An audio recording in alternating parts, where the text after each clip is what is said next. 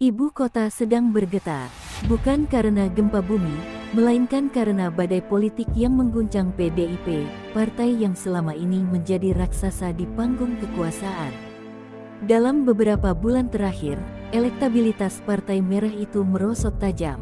Skandal korupsi, perpecahan internal, serta serangan brutal dari lawan politik membuat PDIP tampak seperti kapal tua yang mulai oleng di tengah badai. Media-media nasional tak henti-hentinya memberitakan tentang kemunduran partai. Para kader mulai cemas, dan yang lebih buruk, rakyat mulai kehilangan kepercayaan. Di ruang rapat utama DPP PDIP, puluhan petinggi partai duduk dalam diam yang menyesakan.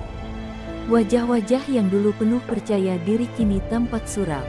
Ketua umum duduk di tengah ruangan, mengetukkan jarinya di meja besar yang terasa dingin. Ini bukan lagi soal elektabilitas, suaranya lirih namun tajam. Ini soal keberlangsungan partai.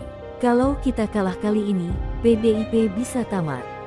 Seorang kader senior, yang selama ini dikenal vokal, menundukkan kepala. Oposisi terlalu kuat, mereka punya media, mereka punya dana besar, mereka punya strategi yang licin. Suasana semakin berat, tak ada yang berani menatap langsung ke mata ketua umum.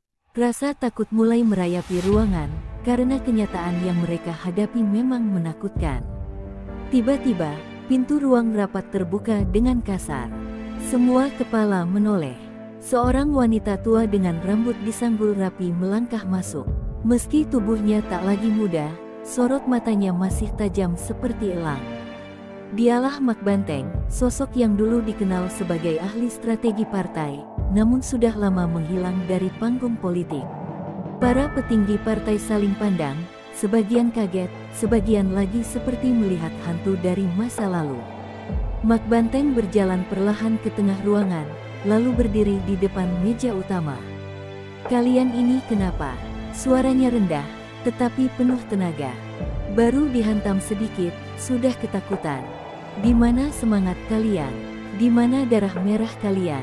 Ia menyapu pandangannya ke seluruh ruangan. Semua diam, tak ada yang berani membantah, tapi tak ada juga yang tahu harus berkata apa. Sang ketua umum akhirnya menarik napas dalam. "Mak," suaranya sedikit bergetar. "Kami kehilangan arah." Kata-kata itu terasa berat untuk diucapkan, tetapi itulah kenyataannya. Tanpa strategi yang jelas, mereka hanya menunggu ajal politik datang menjemput. Mak Banteng tersenyum tipis, lalu menepuk meja dengan keras. "Kalau begitu, waktunya aku turun tangan lagi." Ia mengambil kursi, duduk dengan tenang, lalu menyandarkan punggungnya. "Mulai sekarang, kita jalankan strategi ngamuk. Tidak ada lagi main aman. Tidak ada lagi bertahan. Kita serang, kita dobrak, kita rebut kembali kepercayaan rakyat." Seisi ruangan mulai merasakan sesuatu yang telah lama hilang, sebuah api yang perlahan menyala kembali. Mak Banteng sudah kembali, dan itu berarti hanya ada satu pilihan, melawan atau tenggelam selamanya. Ruangan itu masih sunyi setelah Mak Banteng mengucapkan kalimat terakhirnya. Beberapa kader mulai menegakkan punggung, ada yang mengangguk pelan, sementara yang lain masih diliputi keraguan. Strategi ngamuk, itu bukan sekadar strategi biasa. Di masa lalu, taktik itu pernah membuat lawan-lawannya tumbang satu persatu. Tapi saat ini, keadaan jauh lebih rumit. Musuh mereka bukan hanya partai oposisi, tapi juga perpecahan di dalam tubuh PDIP sendiri. Ketua umum akhirnya membuka suara. "Mak, apa yang ada di pikiranmu?" Suaranya penuh harapan, tetapi juga kekhawatiran. Ia tahu betul betapa gilanya strategi yang dirancang Mak Banteng di masa lalu. Itu adalah strategi yang tak kenal takut, tanpa kompromi, bahkan seringkali di luar batas kewajaran politik konvensional. Mak Banteng menyeringai kecil, matanya berkilat tajam. "Kalian terlalu sibuk bermain cantik. Lawan sudah menamparkan kita berkali-kali, tapi kalian masih diam, berharap rakyat tetap setia." Dengar baik-baik, ia menyandarkan tubuhnya ke kursi, lalu mengetukkan jarinya ke meja. "Kita tak bisa lagi bertahan. Kita harus menyerang. 3 jalur, perang opini publik, mobilisasi akar rumput, dan infiltrasi lawan. Beberapa kader saling pandang, mulai memahami arah pembicaraan ini. Salah satu politisi muda yang duduk di sudut ruangan mengangkat tangannya. "Mak, media sudah dikendalikan oleh mereka. Bagaimana kita bisa memenangkan opini publik?" Suaranya terdengar ragu, tetapi ada secercah harapan di matanya. Mak Banteng mengangkat alisnya. "Kalian ini sudah terlalu lama duduk di Menara Gading. Rakyat tidak butuh media. Mereka butuh suara yang bisa mereka percayai. Kita rebut media sosial, kita bangun narasi baru. Kalian pikir pemuda-pemuda di kampung dan pasar tradisional peduli pada berita di televisi? Tidak, mereka percaya apa yang viral, apa yang dekat dengan kehidupan mereka." Ruangan itu mulai terasa lebih hidup. Ketua Umum mengangguk pelan, pikirannya mulai bergerak ke arah yang sama dengan Mak Banteng. "Dan akar rumput?" tanyanya. Mak Banteng menggebrak meja, membuat beberapa orang tersentak. "Kalian pikir kita masih punya waktu untuk duduk di kantor ber-AC? Kita harus turun ke lapangan. Setiap kader harus kembali ke daerah asalnya, bicara langsung dengan rakyat, tunjukkan bahwa PDIP masih ada untuk mereka. Kita perkuat jaringan di desa, di pasar, di pabrik, di tempat-tempat yang selama ini kita abaikan." Di pojok ruangan, seorang kader senior yang tadinya diam kini tersenyum tipis. "Dan infiltrasi lawan?" tanyanya, suaranya hampir seperti bisikan. Mak Banteng menatapnya dengan mata penuh arti. "Kita buat mereka saling curiga. Kita tanam orang-orang kita di dalam mereka, kita sebarkan isu yang membuat mereka terpecah belah. Lawan yang sibuk bertengkar sendiri tidak akan punya waktu untuk menyerang kita." Hening sejenak, lalu, satu persatu kepala mulai mengangguk. Api yang sempat padam kini mulai menyala kembali. Mak Banteng sudah kembali, dan PDIP akan bertarung habis-habisan. Malam itu, kantor pusat PDIP berubah menjadi markas perang. Ruangan yang biasanya sunyi selepas rapat kini penuh dengan suara perdebatan sengit. Peta politik nasional terbentang di meja besar, dikelilingi oleh para kader yang kini kembali bersemangat. Di tengah mereka, Mak Banteng duduk dengan tenang, menatap setiap orang dengan tajam. Ia tahu, ini adalah saat yang menentukan, waktu untuk bergerak sebelum semuanya terlambat. Dengar baik-baik, suara Mak Banteng menggema di ruangan. "Kita tidak punya kemewahan untuk menunggu. Lawan sudah berada di atas angin, tapi mereka terlalu percaya diri. Itu kelemahan mereka." Ia menunjuk 3 titik di peta, Jakarta, Jawa Tengah, dan Sumatera Utara. "Kita mulai dari 3 wilayah ini. Serangan pertama, perang opini publik." Beberapa kader muda segera bergerak. Mereka sudah menyiapkan ribuan akun media sosial yang akan menggiring opini publik. Video-video pendek yang menampilkan kerja nyata PDIP mulai disebarkan. Setiap kesalahan lawan akan diperbesar, setiap pencapaian partai akan dimasifkan. Narasi besar telah ditentukan, PDIP bukan hanya partai, tapi gerakan rakyat. Namun, Mak Banteng tahu perang opini saja tidak cukup. "Sekarang kita turun ke lapangan," katanya tegas. Ia menunjuk satu persatu kader senior. "Kalian kembali ke daerah masing-masing. Jangan hanya duduk di kantor, turun ke pasar, ke pabrik, ke sawah. Bicaralah dengan rakyat, dengarkan keluhan mereka. Kita harus buat mereka merasa bahwa kita masih bersama mereka." Para kader saling pandang, menyadari bahwa ini bukan sekadar instruksi biasa. Ini adalah panggilan untuk kembali ke akar mereka. Malam itu, ratusan kader diberangkatkan ke seluruh pelosok negeri. Beberapa di antaranya bahkan menangis, bukan karena takut, tetapi karena merasakan kembali semangat perjuangan yang hampir padam. Namun, bagian paling berbahaya dari strategi ini adalah infiltrasi lawan. "Kita punya orang-orang yang bisa masuk ke dalam kubu oposisi," Mak Banteng berkata pelan, tetapi penuh arti. "Biarkan mereka percaya bahwa mereka menang.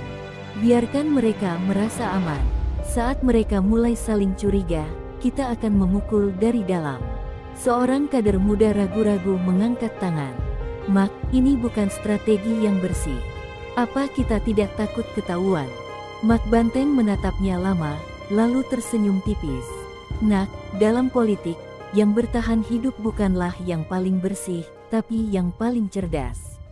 Kita tidak boleh kalah, bukan kali ini. Di luar, langit Jakarta mulai diselimuti mendung. Angin malam berhembus kencang, seolah menjadi pertanda bahwa badai besar akan segera datang. Namun di dalam ruangan itu, tak ada yang gentar. Strategi ngamuk telah dimulai, dan PDIP tidak akan mundur.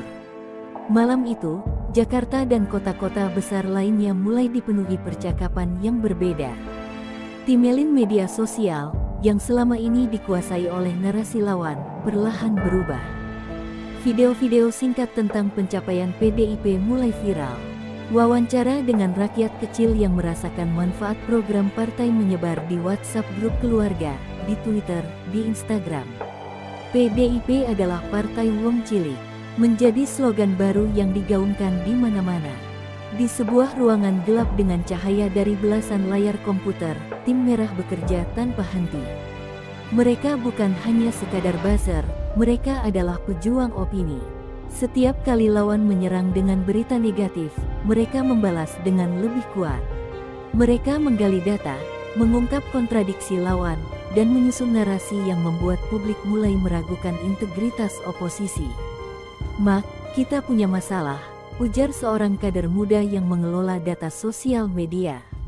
Mereka mulai menyerang balik. Ada kampanye hitam yang menyebar soal elit partai yang dianggap jauh dari rakyat.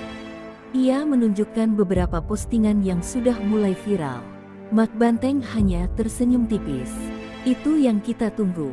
Mereka panik. Ia menyalakan rokoknya, lalu menatap ke layar. Kita tak perlu membela diri. Biarkan rakyat yang berbicara untuk kita. Tak butuh waktu lama, strategi balasan mulai berjalan. Para kader di lapangan merekam video saat mereka berbincang langsung dengan rakyat, membantu pedagang kecil, mengunjungi petani, dan mendengarkan keluhan buruh. Video-video itu diunggah tanpa embel-embel propaganda berlebihan. Hanya gambar sederhana, tetapi autentik.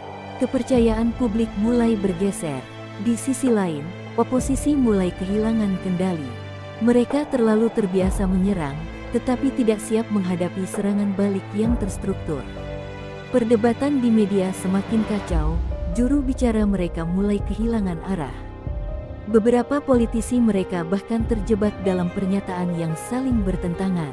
Tengah malam, Mak Banteng menerima pesan dari seorang informan di kubu lawan. Mereka mulai panik, ada perpecahan di internal. Sebagian ingin menyerang lebih agresif, sebagian ingin bertahan. Ini saat yang tepat untuk pukulan berikutnya. Mak Banteng mematikan rokoknya dan berdiri. Baik, katanya dengan nada dingin. Sekarang, kita mulai gerakan di lapangan. Besok pagi, seluruh kader harus turun. Kita buat mereka sadar bahwa PDIP belum mati. Di luar, hujan mulai turun. Namun bagi PDIP, ini bukan akhir, ini baru permulaan. Fajar belum sepenuhnya menyingsing ketika ratusan kader PDIP mulai bergerak ke berbagai penjuru negeri. Mereka bukan sekadar politisi yang turun untuk mencari suara, tetapi pasukan yang membawa api perjuangan. Pasar-pasar tradisional, terminal, pabrik, desa-desa terpencil, semua menjadi medan pertempuran mereka. Ini bukan lagi soal kampanye, ini soal merebut kembali hati rakyat. Di sebuah desa kecil di Jawa Tengah, seorang petani tua memandang dengan curiga ketika sekelompok orang berbaju merah mendekatinya.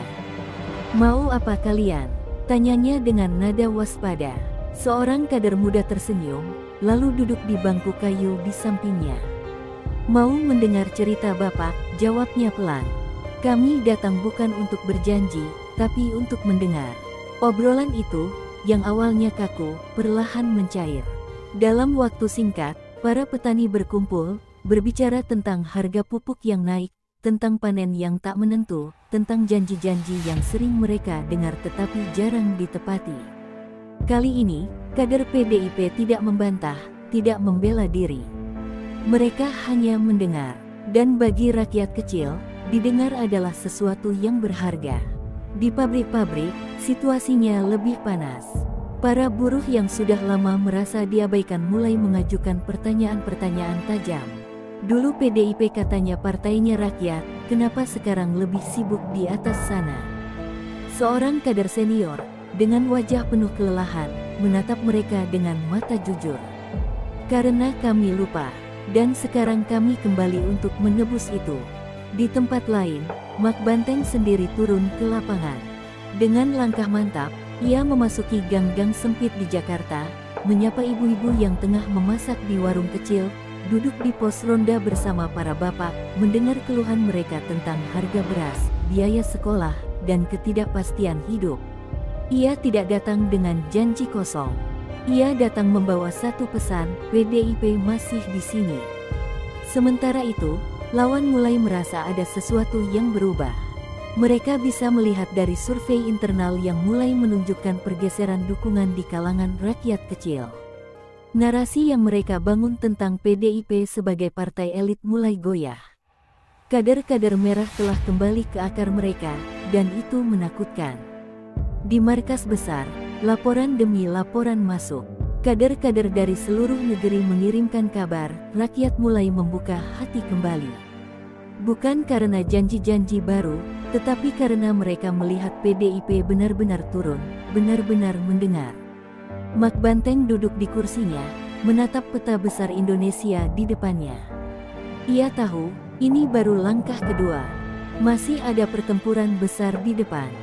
Dan serangan berikutnya akan lebih berani.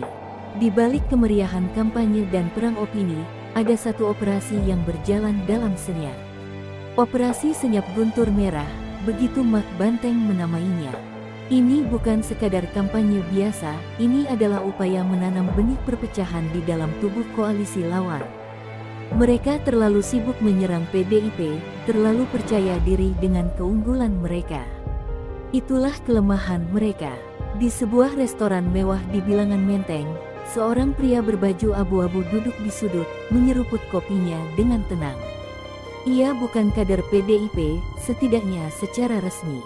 Tapi malam itu, ia adalah mata dan telinga Mak Banteng di dalam koalisi oposisi. Namanya Taufan, seorang analis politik yang sudah lama bermain di kedua sisi. Dua politisi muda dari koalisi lawan masuk ke restoran itu dan duduk tak jauh dari Taufan. Mereka tak menyadari bahwa percakapan mereka sedang direkam dengan perangkat kecil yang tersembunyi di jam tangan Taufan. Aku tidak percaya kita masih harus tunduk pada orang-orang lama itu, kata salah satu dari mereka dengan nada kesal. Kita yang kerja keras, tapi mereka yang ambil keputusan. Beberapa jam kemudian, rekaman itu sampai ke tangan Mak Banteng. Ia tersenyum puas. Mereka sudah retak, katanya pelan. Sekarang kita tinggal beri mereka sedikit dorongan. Malam itu juga, rekaman tersebut bocor ke beberapa media dan influencer, menyulut api ketidakpercayaan di dalam koalisi lawan. Dalam hitungan jam, publik mulai berspekulasi, apakah koalisi mereka benar-benar solid, atau justru menyimpan bom. Waktu. Sementara itu, kader-kader PDIP yang sudah ditanam di dalam kubu lawan mulai bekerja. Mereka menyebarkan desas-desus, membisikkan ketidakpercayaan di telinga orang-orang yang merasa terpinggirkan. Seorang anggota koalisi lawan yang ambisius mulai mempertanyakan kepemimpinan atasannya. Seorang lainnya diam-diam menemui orang PDIP, meminta jaminan jika ia ingin berpindah haluan. Lawan mulai goyah. Dalam beberapa pertemuan internal mereka, ketegangan meningkat. Ada pihak yang ingin menyerang balik, ada yang merasa strategi mereka harus diubah, dan ada yang mulai curiga satu sama lain. Beberapa politisi senior mulai mengeluarkan pernyataan yang bertentangan di media, menandakan bahwa kekacauan telah dimulai. Di markas PDIP, Mak Banteng mengamati semua ini dengan mata tajam. Jangan terburu-buru, katanya kepada para kadernya. Biarkan mereka berantem sendiri. Ketika waktunya tepat, kita tinggal pukul sekali, dan mereka akan runtuh. Di luar, angin malam bertiup pelan. Namun di balik layar, perang bayangan sedang berlangsung. Dan Mak Banteng tahu, kemenangan besar dimulai dari perpecahan kecil di tubuh musuh. Malam itu, Mak Banteng berdiri di balkon markas besar PDIP, memandang gemerlap kota yang tak pernah tidur.